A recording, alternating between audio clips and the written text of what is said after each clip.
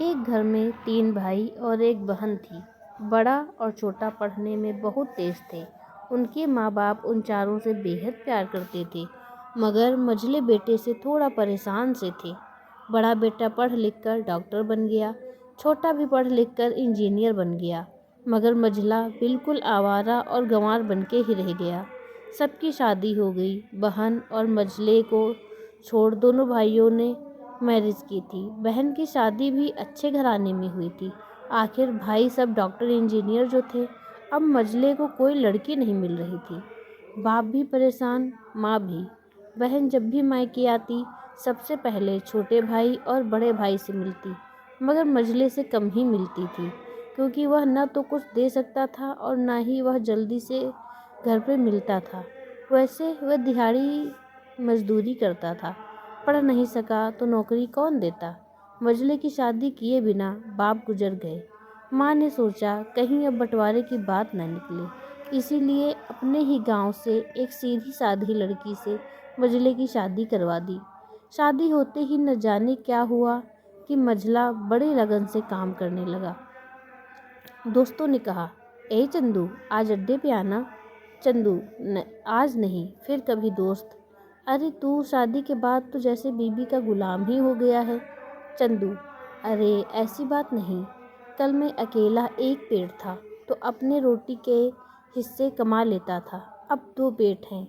आज कल और होगा। घर वाले नालायक कहते हैं मेरे लिए चलता है, मगर मेरी पत्नी मुझे कभी नालायक कहे तो मेरी मर्दानगी पर एक भद्दी गाली है, क्योंकि एक पत्नी के लिए उसका पति उसका घमंड, इज्जत और उम्मीद होता है। उसके घर वालों ने भी तो मुझ पर भरोसा करके ही तो अपनी बेटी दी होगी, फिर उनका भरोसा कैसे तोड़ सकता हूँ। कॉलेज में नौकरी की डिग्री मिलती है और ऐसे संस्कार माँ बाप से मिलते हैं। घर घर पे बड़ा और छोटा भाई और उनकी पत्नियाँ मिलकर आपस में फैसला करते हैं कि जायदाद का बंटवारा हो जाए, क्योंकि हम दोनों लाखों कमाते हैं, मगर मझला ना के बराबर कमाता है। ऐसा नहीं होगा। माँ के लाख मना करने पर भी बंटवारा की तारीख तय होती है। बहन भी आ जाती है, मगर चंदू है कि काम पे निकलने के बाहर आता है। उसके दोनों भाई उसको पकड़कर भीतर लाकर बोलते हैं कि आज तो रुक जा, बंटवारा कर ही लेते हैं। वकील कहता है ऐसा नहीं होता, साइन करना पड़ता है। चंदू, तुम लोग बंटवारा करो, मेरे हिस्से में जो देना है दे देना। मैं शाम को आकर अपना बड़ा सा अंगूठा चिपका दूंगा पेपर पर।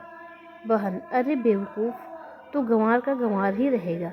तेरी किस्मत अच्छी है कि तू इतने अच्छे भाई और भैया मिले। माँ, अरे चंदू रुक जा, बंटवारे में कुल 10 बीघा ज़मीन में दोनों भाई 5-5 रख लेते हैं और चंदू को पुश्तैनी घर छोड़ देते हैं। तभी चंदू ज़ोर से चिल्लाता है, अरे फिर हमारी छुटकी का हिस्सा कौन सा है। दोनों भाई हंसकर बोलते हैं, अरे मूर्ख, बंटवारा भाइयों में होता है, बहनों के हिस्से में सिर्फ उसका मायका ही है। चंदू, ओह, शायद पढ़ा लिखा न होना भी मूर्खता ही है। ठीक है, आप दोनों ऐसा करो, मेरे हिस्से की वसीयत मेरी बहन छुटकी के नाम कर दो। दोनों भाई चकित होकर बोलते हैं, और तू। चंदू माँ की ओर देख के मुस्कुरा के बोलता है, मेरे हिस्से में माँ है ना। फिर अपनी बीवी की ओर देखकर बोलता है मुस्कुरा के, क्यों चंदूनी जी, क्या मैंने गलत कहा। चंदूनी अपनी सास से लिपट कर कहती है, इससे बड़ी वसीयत क्या होगी मेरे लिए कि मुझे माँ जैसी सासू मिली और बाप जैसा ख्याल रखने वाला पति। बस यही शब्द थे जो बंटवारे को सन्नाटे में बदल दिया।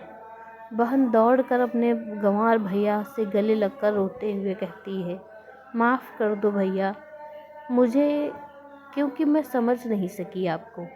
चंदू, इस घर में तेरा भी उतना ही अधिकार है जितना हम सभी का। बहुओं की जलाने की हिम्मत किसी में नहीं, मगर फिर भी जलाई जाती है, क्योंकि शादी के बाद हर भाई हर बाप उसे पराया समझने लगते हैं। मगर मेरे लिए तुम सब बहुत अजीज हो, चाहे पास रहो या दूर। माँ का चुनाव इसलिए किया ताकि तुम सब हमेशा मुझे याद आओ, क्योंकि ये वही कोख है जहाँ हमने साथ साथ 9 महीने गुजारे हैं। माँ के साथ तुम्हारी यादों को भी मैं रख रहा हूँ। दोनों भाई दौड़कर मझले से गले मिलकर रोते रोते कहते हैं, आज तो तू सचमुच का बाबा लग रहा है। सबकी आंखों में पानी ही पानी। सब एक साथ फिर से रहने लगते हैं। आपको ये कहानी कैसी लगी प्लीज़ कमेंट में ज़रूर बताएं और लाइक शेयर सब्सक्राइब ज़रूर करें और सब्सक्राइब करके बेल आइकन को प्रेस करना बिल्कुल ना भूलें। मिलते हैं अगली कहानी में, तब तक के लिए धन्यवाद।